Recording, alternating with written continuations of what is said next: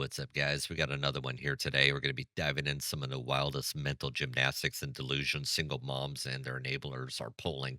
Let's get into it. So I've noticed lately that broke men are trying to convince single mothers that rich men don't want them. And the funniest thing about that to me is the reasons are usually like, oh, it's so much harder, it's going to be more expensive. They're looking at the children as obstacles, they're looking at these women as used goods. And here's the thing, successful men don't base what they want off of how easy it is to get it. In fact, in my experience, when there's a bit of a challenge, it's more exciting for them. They're not going to go with the easiest lay, right? They're going to go with someone that's interesting to them. And the qualities that make someone a good mother really makes them an interesting person and a really good partner, too. So, food for thought. These broke guys, dusty guys, really shitty guys are going to try to convince you that you're not worth as much because they're trying to get a baddie for a discount.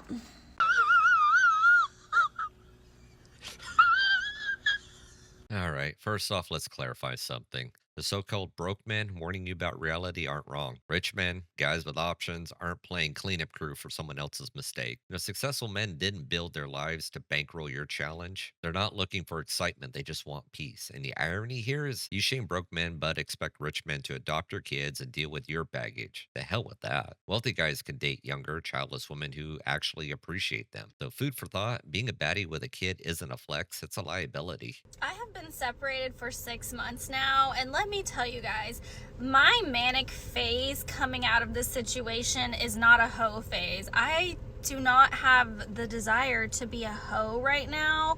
There is no roster. I have 0 numbers in my phone, nobody texting me, talking to me, none of that. But what I have been doing is getting tattooed every single chance I can get when I have any little bit of free time. And they're not just like tattoos. They are like Scandi ones, ones that make you think like, are you okay? For instance, I got my face tattooed not too long ago. I'm obsessed with them. I kind of want another little face tattoo. Maybe that's next. I did get my hand tattooed. And then today I had the tiniest bit of free time. So you know what I did? I got my other hand tattooed.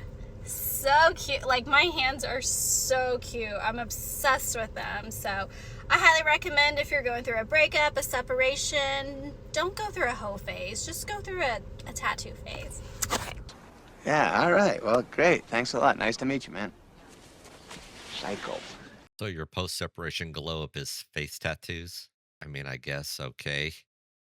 I mean, I have tattoos. I got one here, I got one up here, one on my leg. But mine has a meaning to it. I mean, you can't really see it, but it's a dragon with a koi fish, and the tails of the two make a yin yang symbol. So if you wanted to know what it leads to, is look up the folklore of the the koi dragon, the koi fish swimming up the river, trying to get up the waterfall to become a dragon. It's a pretty cool little folklore. I mean, my wife's got 3 small tattoos, but they were very specific to the initial invasions of Russia into Ukraine, and kind of resembles her in leaving Kiev back to her hometown and then getting out of the country. But let's get back onto this nut job here. Really, nothing screams emotional stability like inking your face while avoiding personal accountability. So you ditched the hoe phase, but you're advertising the instability on your skin. And men are going to see this and are going to think, run, because tattoos don't erase baggage, they highlight it. But let's be real, is what's the long term plan? You going to ink yourself all the way head to toe and then be one big blotch of blob? I mean, you're broadcasting chaos and wondering why stable men avoid you. And fixing yourself isn't about tattoos or phases, it's about growing up. So try obsessing over self improvement, not body art that screams, are you okay? The last thing you want to do is have a child by a broke, bum, dusty motherfucker, become a single mom, and then have to go back into the dating world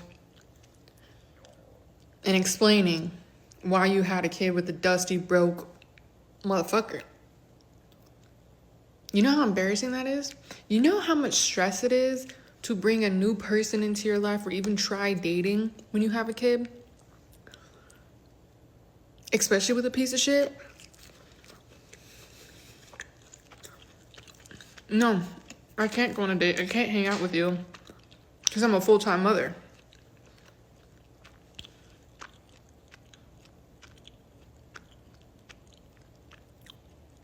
You know how embarrassing it is to try to get somebody better than your baby daddy, but you literally let a bum impregnate you? I don't even deserve the better man.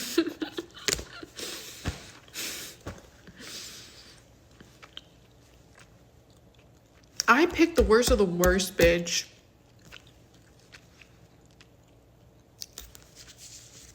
Out of my whole entire life of 28 years living on this goddamn planet, my baby daddy was the worst man I ever been with.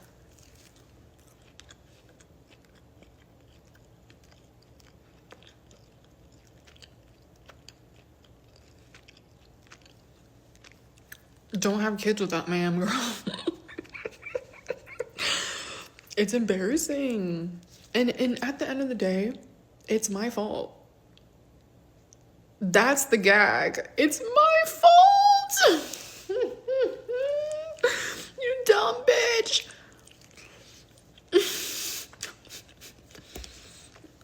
Good thing I don't mind being single. It's lit being single.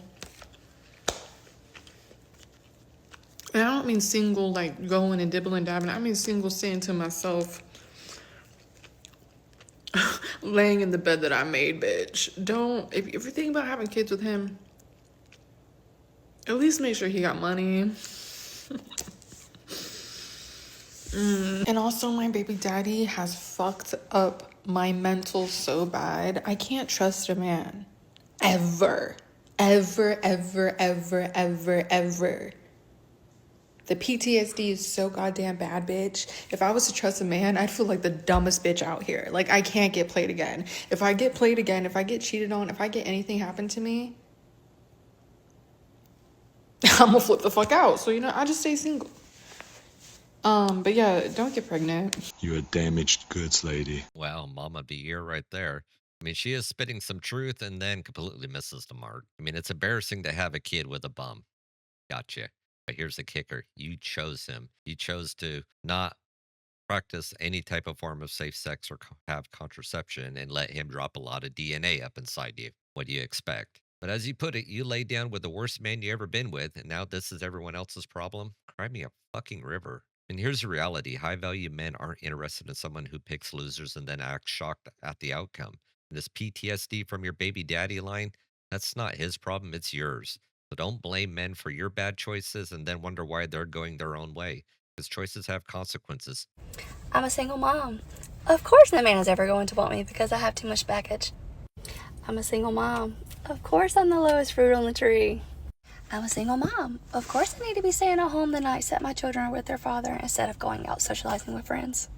I'm a single mom. Of course I need to step up and finally be a parent for once. I'm a single mom. Of course I shouldn't have standards for me and my children because beggars can't be choosers. I'm a single mom. Of course I should stay with my children's father because settling for the bare minimum and letting my children grow up in a broken home is so much better than growing up in two homes where the parents are both happy and healthy. Right. The self pity Olympics are in full swing today, man. I mean, too much baggage, low as fruit. It's your words, not ours. Let's address the elephant in the room. Single moms do have more challenges in dating.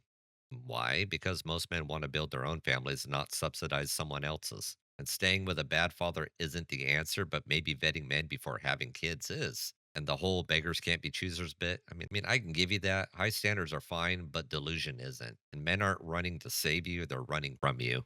And accountability might just change your life.